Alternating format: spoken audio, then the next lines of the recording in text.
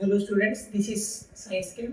आज के लेक्चर में हम डिस्कस करेंगे प्लैंक क्वांटम थ्योरी, यानी कि लाइट का ड्यूल नेचर होता है। उसका बेसिक कंसेप्ट हमने पहले वाले लेक्चर में पढ़ लिया। उसके वेव नेचर के बारे में हमने बातचीत की और पार्टिकल नेचर में। अब पार्टिकल नेचर के प्रूफ के लिए हमारे पास है प्लैंक क्वांटम थ्योरी, जो मैक्स प्लैंक ने 1900 में दिया था, जिससे हमें पार्टिकल नेचर का प्रूफ मिलता है। ठीक है, तो हेडिंग है पार्टिकल नेचर ऑफ ईएमआर या लाइट। ईएमआर यानी कि इलेक्ट्रोमैग्नेटिक रेडिएशन या लाइट के, तो ये लाइट क्या होता है? इलेक्ट्रोमैग्नेटिक रेडिएशन होता है। ये हमने किसमें पढ़ा था? इलेक्ट्रोमैग्नेटिक वेव थ्योरी में। तो अब ईएमआर का हम क्या डिस्कस करें? Particle nature. उस पार्टिकल नेचर के लिए हमारे पास प्रूफ क्या है? Planck quantum theory. ओके, तो लिखते हैं।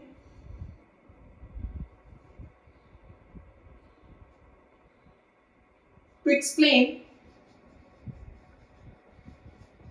the particle nature, of light in 1900, Max Planck put forward a theory called Planck's quantum theory. Max Planck ने उस थ्योरी को क्वांटम थ्योरी का नाम दिया।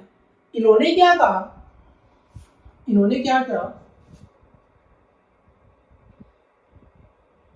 कि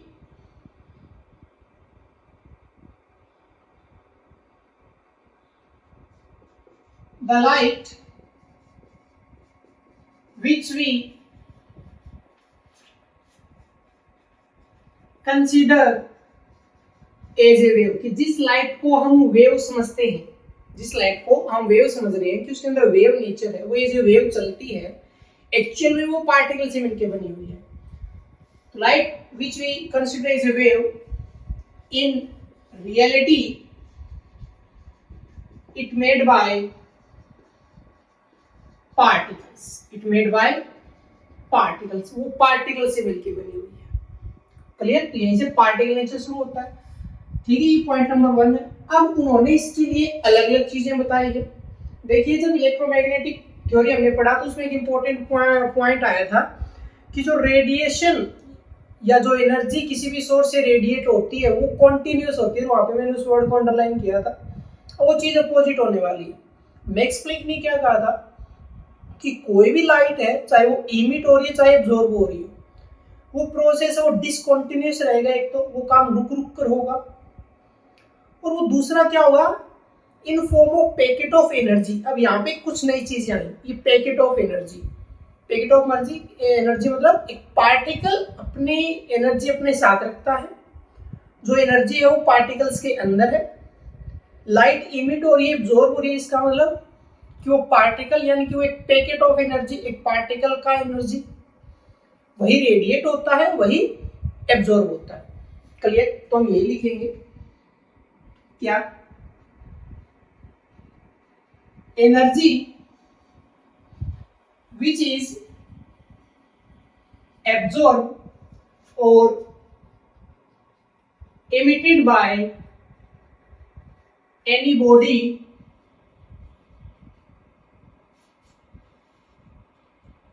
it is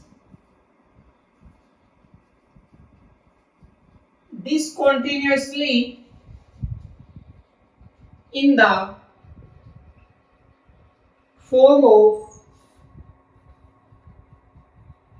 packet of energy. कि चाहे बॉडी एब्जॉर्ब कर रही हो चाहे एमिट कर रही हो, वो एक तो डिसकंटिन्यूअस होगा और एक in the form of packet of energy होगा। क्लियर? अब ये है क्या? ये चीजें कुछ ऐसी है कि यहाँ पे जो पार्टिकल है, कि लाइट के अंदर जो पार्टिकल प्रेजेंट है, इस पार्टिकल को यहाँ पे बोला गया फोटोन। पार्टिकल को क्या बोला गया? फोटोन बोला गया। ठीक है, ओके। तो in the form of packet of energy, इसको क्या बोला गया? कोल्ड क्वांटम और फोटोन। क्वांटम और फोटोन। क्लियर कि जो एनर्जी रेडिएट हो रही है वो एक फिक्स अमाउंट है उसका, और उसको क्वांटम या फोटोन बोला गया। और यहाँ पे फोटोन एक्चुअल में क्या है, पार्टिकल। एक पार्टिकल का नेम क्या दिया गया, फोटोन। और पार्टिकल का जो एनर्जी है, ठीक है, पार्टिकल के पास अपना एनर्जी है, तो वो क्या कहलाएगा, 1 पैकेट ऑफ जो एनर्जी है एक्चुअल में उसको क्या बोला गया था, क्वांटम बोला गया। थोड़ा सा अलग अलग लिख देता हूं चीजों को। पार्टिकल को ऐसे फोटोन बोला जा रहा है कि फोटोन ये एब्जॉर्ब हो रहे हैं, फोटोन ये रेडिएट हो रहे हैं। और पार्टिकल में जो एनर्जी है उस पार्टिकल की एनर्जी को बोला गया 1 पैकेट ऑफ एनर्जी, और उस एनर्जी का नाम क्या रखा गया, क्वांटम। देखिए दो अलग अलग चीजें, पार्टिकल का एक फिक्स अमाउंट ऑफ एनर्जी है, उस अमाउंट ऑफ एनर्जी को हम क्वांटम बोल रहे हैं, पार्टिकल को एज ए फोटोन बोला जा रहा है। ठीक है, यानी कि अब एक वर्ड और आएगा यहाँ पे, क्वांटा। क्या आएगा, क्वांटा। ये क्वांटम है, क्वांटा है। क्वांटा का मतलब क्या आएगा, more than 1 particle. More than 1 particle, जब पार्टिकल एक से ज्यादा हो, या हम कह सकते हैं फॉर ऑल पार्टिकल, तो जो टोटल अमाउंट ऑफ एनर्जी है वो क्या हो जाएगी, क्वांटा हो जाएगी। क्लियर, राइट कीजिए। ठीक है, तो मोर देन 1 पार्टिकल लिख लो, या हम ये भी लिख सकते हैं एनर्जी फॉर ऑल पार्टिकल्स, सभी पार्टिकल्स का एनर्जी। ओके, राइट कीजिए अच्छे से। नो पूरा थ्योरेटिकल टॉपिक है। एक मेन पॉइंट ये रखना कि डिसकंटीन्यूअस फॉर्म में होता है वो। ठीक है, फोटोन किसको बोला गया, क्वांटा का क्या मतलब है, क्वांटम का क्या मतलब है। ठीक है, अब ये तो हो गया हमारा फर्स्ट पॉइंट कि एनर्जी है वो पार्टिकल्स के अंदर प्रेजेंट है, और वो एक फिक्स है जिसको हमने पैकेट ऑफ एनर्जी क्वांटम बोला।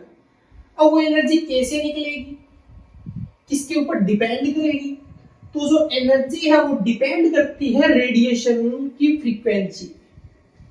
ठीक है, कि एनर्जी रेडिएट हो रही है, एब्जॉर्ब हो रही है, ठीक है, लेकिन वो डिपेंड करेगी किसके ऊपर, फ्रीक्वेंसी पे।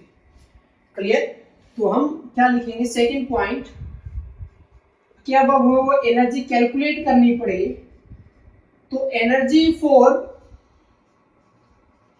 1 पार्टिकल या फोटोन, तो पार्टिकल को फोटोन बोला है, ये क्या होगा, डिपेंड ऑन देयर, या depend on frequency of light. Light की फ्रीक्वेंसी पे डिपेंड करेगा, यानी कि एनर्जी डायरेक्टली प्रोपोर्शनल टू क्या हो जाएगा, न्यू हो जाएगा, और E इज इक्वल टू क्या हो जाएगा, h न्यू। अब E एनर्जी है, न्यू फ्रीक्वेंसी, अब h यहां से क्या आ गया, प्लैंक्स कांस्टेंट। ये क्या आ गया, प्लैंक्स कांस्टेंट, और वैल्यू क्या आ जाएगा, 6.626 मल्टीप्लाई 10 टू पावर -34 आ जाएगा। क्लियर, अब ये तो आ गया 1 पार्टिकल के लिए। अब यही हमें निकालना पड़े किसके लिए, 4 या एनर्जी फॉर ऑल पार्टिकल्स, यानी क्वांटा निकालना पड़े। अभी हमने क्वांटम ऑफ एनर्जी निकाला, E equal to h nu निकाला है। ऑल पार्टिकल्स के लिए निकालना पड़े तो उसको हमने क्या बोला था, क्वांटम। तो एनर्जी फॉर ऑल पार्टिकल्स के लो, या उस पूरी बॉडी की ही बात कर लो, एनर्जी फॉर द बॉडी, उस बॉडी के लिए। अब उसमें तो सभी पार्टिकल्स काउंट होंगे, तो E इक्वल टू क्या आ जाएगा, यहां से NH न्यू आ जाएगा। अब यहाँ पे N आ गया, और N क्या हो जाएगा, इंटीजर हो गया, क्योंकि पूरी बॉडी की बात करें तो पार्टिकल्स तो ग्रेटर देन 1 होंगे, तो इंटीजर आ जाएगा। ओके, अब अगर इसी चीज को हमें चेंज करना, तो हमें पता है कि न्यू इज इक्वल टू क्या होता है, C/λ। ये हम कर चुके हैं, तो जो क्वेश्चंस मिलेंगे वो अलग अलग फॉर्म में हो सकते हैं। तो NH और न्यू की जगह क्या आ गया, C/λ। ये आ गया एनर्जी कंप्लीट बॉडी का, नोट कीजिए। ठीक है, एक बात देखना, ये एनर्जी दोनों तरीके की है। ये एनर्जी चाहे एब्जॉर्ब हो रही हो चाहे इमिट हो रही हो, ये इसी तरीके से काउंट होगी, और ये फ्रीक्वेंसी पर ही डिपेंड करेगी, depend on the frequency of radiation. Clear? अब बॉडी का आ गया। अब हम एनर्जी निकालते हैं 1 मोल के लिए। एनर्जी किसके लिए निकालेंगे? 1 मोल के लिए। उसमें स्मॉल चेंज हो जाएगा, ठीक है। एनर्जी किसके लिए निकालेंगे? 1 मोल के लिए। 1 मोल में हमें पता है, देखो नंबर ऑफ पार्टिकल्स फिक्स होते हैं। 1 के लिए n इक्वल टू 1 हो गया। पूरी बॉडी में कितने पार्टिकल्स है वो हमें नहीं पता, लेकिन अगर 1 मोल में हमें अमाउंट दे दी जाए 1 मोल में, तो वो तो हमें पता है, ठीक है। तो हम क्या किसके लिए लिखेंगे? Energy for 1 mole of particles. 1 मोल में जब हम बात करते हैं तो 1 मोल किसके इक्वल आता है पार्टिकल्स में? एवोगैड्रो नंबर आता है। क्या आता है? एवोगैड्रो नंबर आता है, जो कि फिक्स होता है। अब जब एवोगैड्रो नंबर आता है तो जो अभी हम डायरेक्ट लिख रहे थे इक्वल टू h न्यू लिख रहे थे, ठीक है। 1 पार्टिकल के लिए हो गया, n के लिए यहाँ पे n आता है। अब एवोगैड्रो नंबर में क्या आ जाएगा? एवोगैड्रो नंबर आ गया n नॉट, और ये क्या हो जाएगा? h new. अब यहाँ पे जो n नॉट है वो क्या हो जाएगा? Avogadro number. ओके, नोट कीजिए, ठीक है। अब ये जो एवोगैड्रो में एनर्जी निकाला गया, इसको स्पेशल बोला गया था 1 Einstein of energy. 1 Einstein of energy. Okay, तो ये था प्लैंक क्वांटम थ्योरी, जिसमें पार्टिकल नेचर पढ़ा जाता है, कितनी एनर्जी रेडिएट होती है या कितनी एब्जॉर्ब होती है, उस एनर्जी को हम कैसे कैलकुलेट करते हैं, ठीक। तो अब नेक्स्ट लेक्चर में हम डिस्कस करेंगे पार्टिकल नेचर के 2 फिनोमिना, और 2 फिनोमिना कौन कौन से थे? ब्लैक बॉडी रेडिएशन और फोटो इलेक्ट्रिक इफेक्ट। तो मिलते हैं नेक्स्ट लेक्चर।